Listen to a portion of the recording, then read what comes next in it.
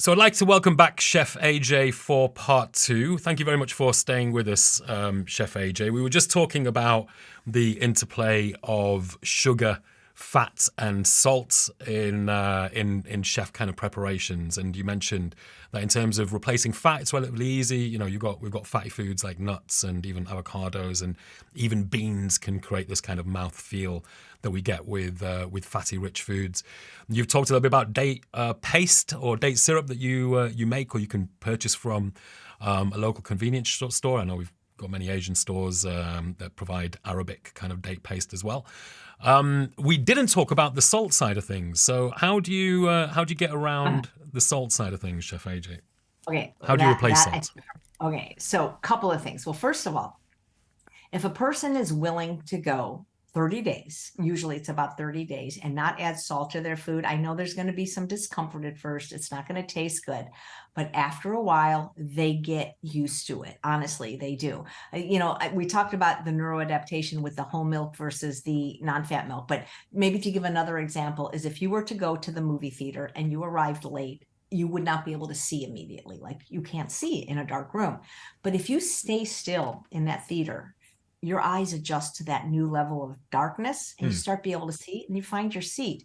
It's the same thing with your taste buds. When you're always assaulting them with salt, which, we know it raises blood pressure. It's a powerful appetite stimulant. It's interesting because I do a daily live YouTube show. I've done it for almost 4 years now, every single day. And I recently interviewed this very interesting doctor. He calls himself I forget how he calls himself, but he considers himself the world's leading expert on hypertension.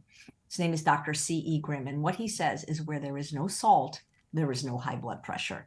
And so that I think is very, very interesting. I was raised without salt because my father was 50 when I was born and already suffered a heart attack. And so he was on a no salt diet. So we didn't have it in food. It wasn't only when I went outside and like somebody had once, I remember I was 7, they gave me a pretzel rod and the salt was on the outside. And I'm like, this is disgusting. Salt is a learned taste.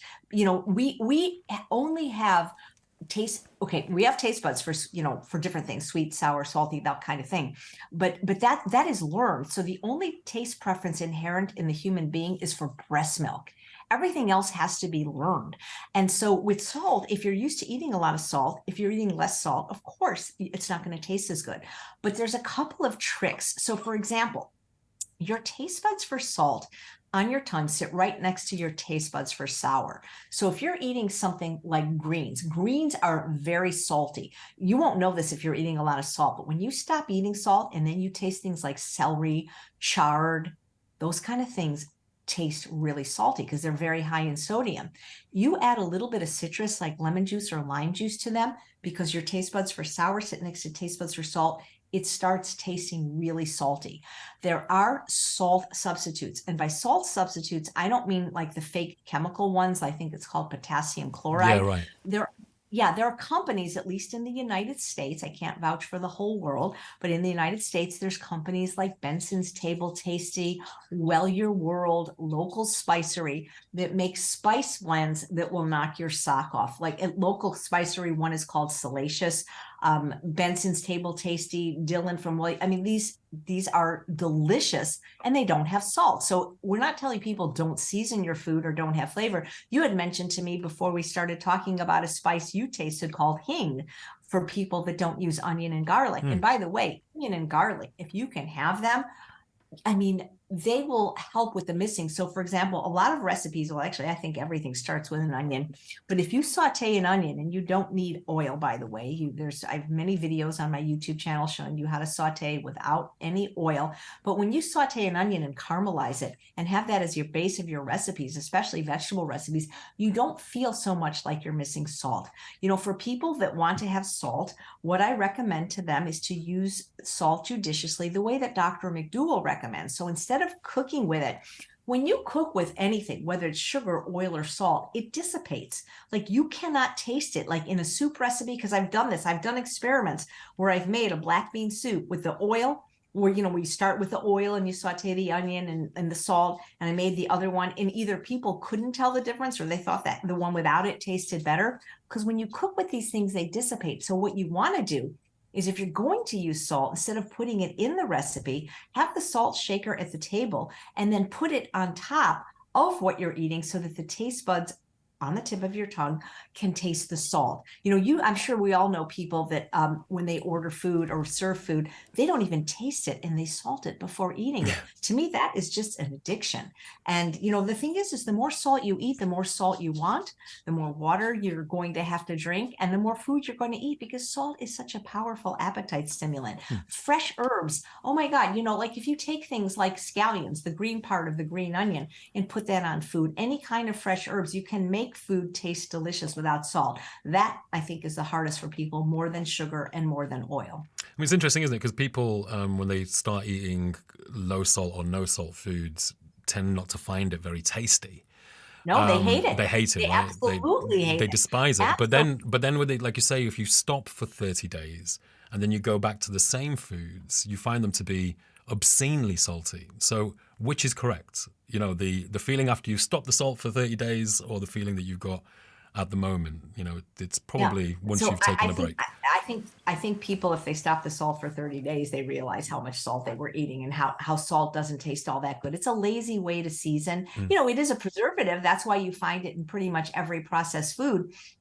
If people really want food to taste better quickly, they'd have to do a water fast, and then everything will taste delicious, because it really does reset your taste buds. Okay. The other thing about oil I forgot to mention is oil actually coats your tongue. It coats the taste buds of your tongue. And when people are using oil, they've got to use more salt. When you stop using so much oil or stop using oil, you find that the need for salt is less. But yeah, I do hear from people. I mean, salt was probably the easiest for me because I never used it and I never liked it. But for most people, I hear that is very, very difficult. So there's lots of these options around. I think the celery salt as well, isn't there, which people often can use as a substitute. I used to do this. I don't do this anymore, but I used to take celery in my food dehydrator and then, dry it out and then put it in my blender and use that as seasoning. And it was really, really salty. Wow. Yeah, and I've seen in my own life somebody who was very dear to me who was suffering with hypertension, and I said to them, let's just take you off all salt for a short period of time, and we'll see how we go. And that person did it for 4 days, and within 4 days went from being clearly quite hypertense to normal blood pressure within literally 4 days. So that's the power of kind of removing salt from your diet. And actually, we did an interview with Michael Greger, and I asked him what was the single most common food that causes death in people, and he, without blinking, replied excess sodium consumption, which is interesting. I can see that. Yeah. So interesting. So you mentioned Alan Goldhammer. You mentioned True North Health Center. You mentioned a water fasting as well. So you've had some experience of this yourself, right? You went to True North Health Center and you did a fast, did you? A water fast? I haven't, but I think I might at some point. I did a juice fast. You did a juice fast. I was chicken. I was a bit chicken, and I was like, I can't not eat. But even a juice fast, because in juice, fruits and vegetables, you're not getting any excess sugar, fat, and salt, right? I mean, you're getting the sodium from the celery and the sweetness from the watermelon, and you can reset your taste buds with that. And you mentioned Joe Cross, who did a juice fast like for 6 months or something like that. 2 months. So, the thing is, but you have to understand, you can't fast as a means to just lose weight and get healthy and then go back to eating the diet you were eating. It doesn't work that way. You have to be willing, what you do to get healthy or lose weight, you have to be willing to continue after that success has been achieved. Okay, so you went to True North Health Center, you chickened out a little bit, and rather doing a full fast, you went on a juice fast. How long did you do that for? And, it was only, I believe, Sunday to Sunday. I'm guessing it was 7 5 days. You have to eat at the beginning and the end. So yeah, but it and even that was a little hard for me because I was still stuck in the pleasure trap, but I was able to do it. So actually, when you stop a fast, food tastes so good, and you don't need anything special. I mean, like I said, steamed zucchini, beans and rice, plain food tastes really, really good. Right. Right. Okay. And so I wonder what foods you might describe as super healthy, superfoods, let's say. What would you What would you say are your Anything in the superfood produce ingredients? aisle. I think based on the way most people eat, any fruit and vegetable is a superfood, seriously, produce aisle. Hmm. And of course, whole grains, legumes, nuts, and seeds. I mean, if you want to do, so I don't know, acai and all those kind of exotic things, amla, you can, and I'm sure people have benefits from it. But hey, the produce aisle to me should be your pharmacy. Pharmacy, your pharmacy. Get it? Okay, and so you've been working with many people over the last 43 years, and also kind of proclaiming the benefits of a plant total diet. What have you found is the hardest thing people find about going plant based? Mm. I think it's going to be different from different people, but I think it might be the social aspect Hmm. because I don't want to say nobody. I like being unique. I don't mind, but I think a lot of people don't like to be the lone wolf, the only one that's doing something different. Like that's why I've heard from people that stop drinking, and a lot of times they've stopped drinking not to be like holier than thou because their doctor has told them Hmm. maybe they develop like a heart condition and they have to stop drinking, and they basically lose all their friends because there's a value judgment now placed on them for drinking. And so I think that sometimes people perceive people that are vegan or vegetarian or people that are trying to get healthy as better than. And I think there can be a shift in status. And so I think for people, that can be the hardest part. Also, that nobody else is doing it. And that, especially if they go plant-based and they notice health improvements or appearance improvements, and everybody else is staying, and as Dr. Goldhammer says, fat and sick, that can be a problem for the relationship. It can be a problem because people are uncomfortable, like they don't want to, especially women, they're people pleasers and they don't want people to go to any trouble now to make special food, or they don't want to have to ask for something special at the restaurant. So I do think that the lack of community and the social aspect for some people can be the hardest thing. I think for other people it might be like, I don't know how to cook this stuff, but you know what, you can learn to cook. There's cooking courses, if there YouTube University, it's free, it's not that hard. You have food delivery services now. So I guess I'm going to go with the social dynamic that happens when you're the only one in your community doing it. Yeah, I mean, I remember when I was diagnosed and changed my diet many years ago. That was probably the thing that I found hardest to deal with was that I became very much a solitary eater and didn't have somewhere to go to be able to sit down with everybody and eat together. But I think things have changed now. We've got a lot more vegan, plant-based options out there, so people can still kind of collectively sit down at a restaurant and eat together. Have you come across many people healing from disease who've been eating a healthy plant-centered diet? How many? I can't even count. If you consider obesity a disease, then we're talking thousands. But so many people, reversing what some people think is irreversible, autoimmune diseases, heart disease, diabetes, type 2, of course, we're talking about, even some people with cancer. I don't want to tell people if you have cancer and you go on a plant-based diet, you'll reverse it. But I got to tell you, you will get healthier, whatever you're struggling with. I've never heard people say, well, I've gone on this animal-based diet and processed food diet and I'm healthier. I don't hear that like ever. So absolutely. And things from like lupus, people have gotten better from, rheumatoid arthritis, really, and very quickly too, I mean, actually, we do hear some people who go on these more animal-centered diets that say that they are getting better, whether that be keto or... Well, yeah, okay, so they're getting better. How do you define getting better? Feeling better in the short term? Are they really getting better? Are they lowering their risk for heart disease and things like that? Eating all that fat? I don't know. I know that when you remove processed food, you're going to have some degree of improvement regarding what else you're eating. And to me, these keto carnivore diets, well, they've removed the processed food, which I don't think is healthy either, which is why it's so hard to be a vegan in this day and age, because you're invited to speak at these veg fests and there's absolutely nothing to eat. It's true. It's true. What would be your No. message to someone who's considering eating a plant-centered exclusive Yeah, diet? I would say don't make a decision today for the rest of your life, because I think that can be very difficult if you say, well, I'm always going to do this, I'm never going to do this again. I like Dr. Doug Lyle's idea of doing an experiment. The PCRM have these Kickstart programs that are 21 days. I believe that almost anyone can do anything for 21 days. And the reason is because there's a religious holiday called Lent, where throughout history, people have done things for 40 days, given up things they love, like cigarettes or coffee or alcohol or chocolate.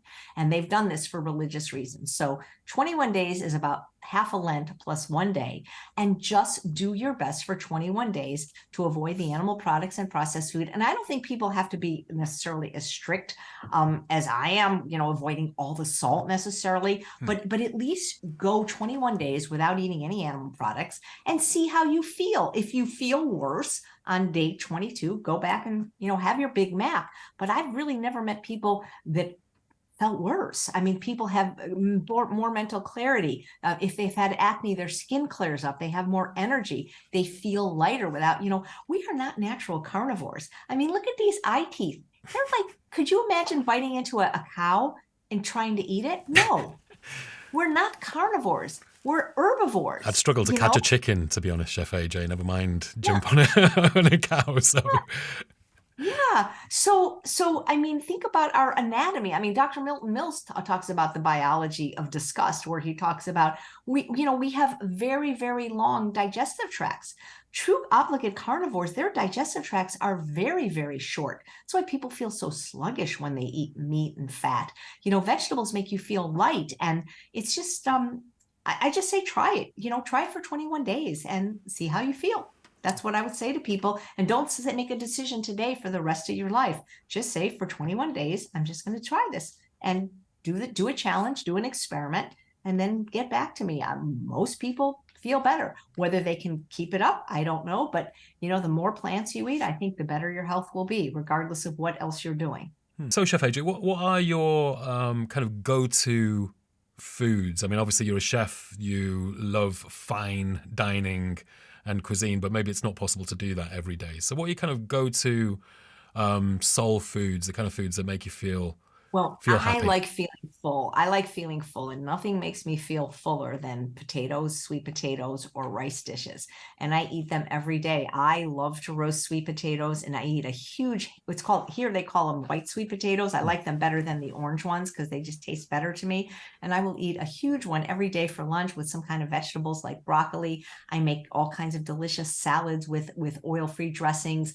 For dinner, I can make all different types of ethnicities, from Asian cuisine to Mexican cuisine, dishes based on rice, things like that, and delicious sauces. I don't know. I think we eat pretty good here. I think if people could come in and live with me for about a week, I think they'd be convinced. I mean, a lot of people think of potatoes as a not a very healthy food. Really? Well, then talk about all the people that lived on them throughout human history. They've done experiments now where people ate nothing but potatoes for a year and not only survived, but thrived with no nutritional deficiencies. Don't believe me? Google KON, the Con Potato Study. I know a guy personally named Andrew Taylor who ate nothing but potatoes for an entire year. And he was being watched by his doctor in Australia. No nutritional deficiencies, lost 120 pounds. That's more than I weighed. Reversed his depression and food addiction. But I love potatoes, but I love sweet potatoes more. Just that's my taste. But I also have this machine called an air fryer where I can take potatoes and make delicious, crisp French fries without any oil or salt. And I dip them into barbecue sauce because that's my favorite condiment. So I enjoy my food. Believe me, I couldn't have done this for almost 50 years if I didn't enjoy every meal and every bite of food that I put in my mouth. Oh, lovely. I mean, there were, people think of potatoes as being high in carbohydrates and creating a big kind of blood sugar response, etc., which is maybe where it's got a bit of a bad name. But you're right. There is this gentleman who was severely overweight, wasn't he? And he ate for 1 year a diet of literally just potatoes. And by the end of that year, he was slim, was free of a lot of his ailments, and didn't seem to be deficient in anything in particular. So nothing wrong with potatoes by the looks of it. Nope. Nothing wrong with potatoes. Lovely. Chef AJ, thank you so much for taking the time to talk to us today. How can people find you if they'd like to learn about how to cook plant total meals a little bit better? Well, right now I don't have any cooking courses, but I do have a YouTube channel with over 2,000 videos, and many of them are cooking demonstrations. I also go live on YouTube every single day. Haven't missed a day in almost 4 years, usually at 11 a.m. Pacific time, but sometimes earlier and sometimes later. I've written 3 books with probably over 400 recipes. And my website is my name, chefaj.com. So I love to if they sign up to be on my newsletter, I'll send them a really nice, beautiful cookbook of my favorite Instant Pot recipes, or any pressure cooker. I just happen to have the Instant Pot. Oh, lovely. So just sign up to Chef AJ's newsletter and you'll get a free ebook, I guess it is, isn't it? Yeah, free book. Yeah. Lovely. That's great. Thank you again, once again, Chef AJ. It's been an absolute pleasure. You're a great person and a great spokesperson for plant-based eating. We really thank you for taking the time to join us at Fever Radio. Well, thank you.